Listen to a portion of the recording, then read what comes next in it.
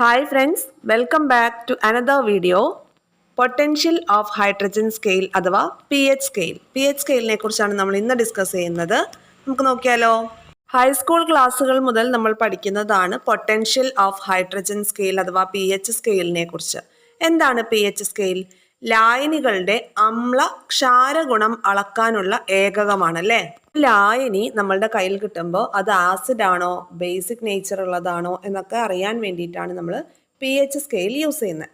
അപ്പോൾ അഥവാ അമ്ലക്ഷാര വീര്യം എത്രത്തോളം ഉണ്ട്, അതിൻ്റെ അസിഡിറ്റി എത്രത്തോളം ഉണ്ട്, അല്ലെങ്കിൽ അതിൻ്റെ ബേസികത എത്രത്തോളം ഉണ്ട് എന്ന് കണ്ടെത്താനൊക്കെയാണ് pH സ്കെയിൽ ഉപയോഗിക്കുന്നത്.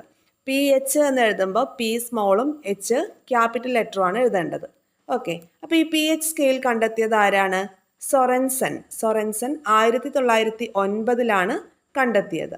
ഓക്കെ, ഇനി ഈ പിക്ചറിൽ തന്നതുപോലെ ഇതാണ് pH സ്കെയിൽ. ഓക്കെ, അതിൻ്റെ മൂല്യം 0 to 14 വരെയാണ്. 0 to 14 വരെയാണ് pH സ്കെയിലിൻ്റെ മൂല്യം. ഈ pH വാല്യൂ 7ൽ കുറവാണെങ്കിൽ അത് ആസിഡ് സ്വഭാവം കാണിക്കുന്ന ലായനിയാണ്.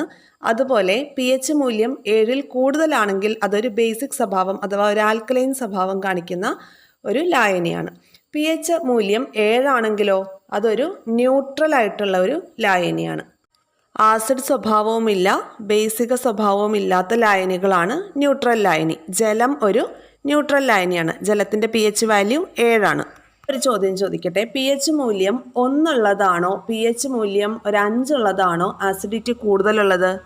pH മൂല്യം 7ൽ നിന്ന് കുറയുന്നതനുസരിച്ച് ആസിഡിൻ്റെ വീര്യം കൂടും. എന്ന് വെച്ചാൽ pH മൂല്യം 1 ആണെങ്കിൽ ആസിഡിൻ്റെ വീര്യം അവിടെ കൂടുതലാണ്. pH മൂല്യം 3 ആണെങ്കിൽ അതിനേക്കാൾ pH മൂല്യം 1 ഉള്ളതിനേക്കാൾ കുറവാണ് pH 3. ക്ലിയർ ആവുന്നുണ്ടോ? 7ലേക്ക് അടുക്കുമ്പോഴേക്കും ആസിഡിൻ്റെ pH മൂല്യം എന്താണ് കുറഞ്ഞാണ് വരുന്നത്. എന്ന് വെച്ചാൽ ആസിഡിൻ്റെ വീര്യം കുറഞ്ഞാണ് വരുന്നത്. 7 വരെ ഉള്ളത് എന്താണ് ആസിഡ് ആണെങ്കിൽ കൂടിയും 7നോട് pH വാല്യൂ അടുത്ത് വരുമ്പോൾ ആ ആസിഡിൻ്റെ വീര്യം കുറവാണെന്ന് വേണം മനസ്സിലാക്കാൻ. ഓക്കെ, ഇനി pH മൂല്യം 7ൽ കൂടുന്നതനുസരിച്ച് ബേസിക് വീര്യം കൂടി വരും. അതായത് pH വാല്യൂ ഒരു 13 ഒക്കെ ആണെങ്കിൽ അതിനർത്ഥം അത് വീര്യം കൂടിയ ക്ഷാരഗുണമുള്ള ലായനിയാണെന്നാണ്. ഓക്കെ, pH മൂല്യം 8 ഉള്ളതാണോ pH മൂല്യം ഒരു 13 ഉള്ളതാണോ ബേസിക വീര്യം കൂടുതൽ എന്ന് ചോദിച്ചാൽ ഏതാണ്? pH മൂല്യം ഒരു 13 ഒക്കെ വരുമ്പോൾ അതിന് ബേസിക വീര്യം വളരെ കൂടുതലായിരിക്കും. ക്ലിയർ അല്ലേ പറഞ്ഞ പോയിന്റ്? അത് നല്ല വീര്യമുള്ള ഒരു ആസിഡ്, അതിലേക്ക് നമ്മൾ വെള്ളം ഒഴിക്കുകയാണ്, ന്യൂട്രൽ ആയിട്ടുള്ള വെള്ളം ഒഴിക്കുകയാണെങ്കിൽ അതിൻ്റെ pH മൂല്യം ഉയർന്ന് 7 വരെ എത്തും. അത് ആസിഡാണ്, അതുകൊണ്ട് 7 വരെ എത്തുള്ളൂ അല്ലേ. pH മൂല്യം ഉയർന്ന് 7 വരെ എത്തും എന്ന് വെച്ചാൽ അതിൻ്റെ ആസിഡിൻ്റെ ആ ഒരു വീര്യം അവിടെ കുറഞ്ഞു.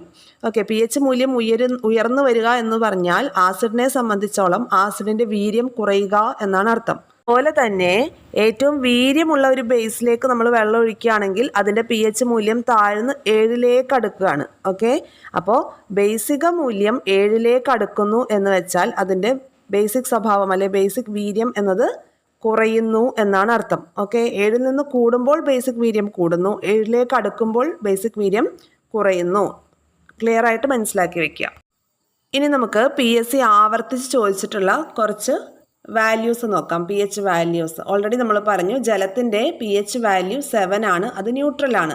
രക്തമാണെങ്കിൽ 7.4 ആണ് pH വാല്യൂ, അതായത് അതൊരു ബേസിക് സ്വഭാവം കാണിക്കുന്ന ലായനിയാണ് അല്ലേ. ഇനി മൂത്രമാണെങ്കിലോ 6 ആണ്, അപ്പോൾ അസിഡിക് നേച്ചറാണ്. ഉമിനീരാണെങ്കിൽ 6.2 to 7.4 എന്നാണ് റാങ്ക് ഫയലുകളിലൊക്കെ കാണുന്നത്. എന്നാൽ SCERTയിൽ അത് കറക്റ്റായിട്ട് 6.4 എന്ന് തന്നെ കൊടുത്തിട്ടുണ്ട്. ഉമിനീര് 6.4. വിനാഗിരി ആണെങ്കിലോ 2.9.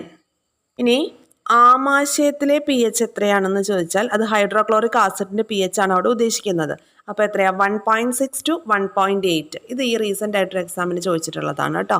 ആമാശയത്തിലെ pH 1.6 to 1.8 അഥവാ ഹൈഡ്രോക്ലോറിക് ആസിഡിൻ്റെ pH ആണ് അവിടെ ഉദ്ദേശിക്കുന്നത്.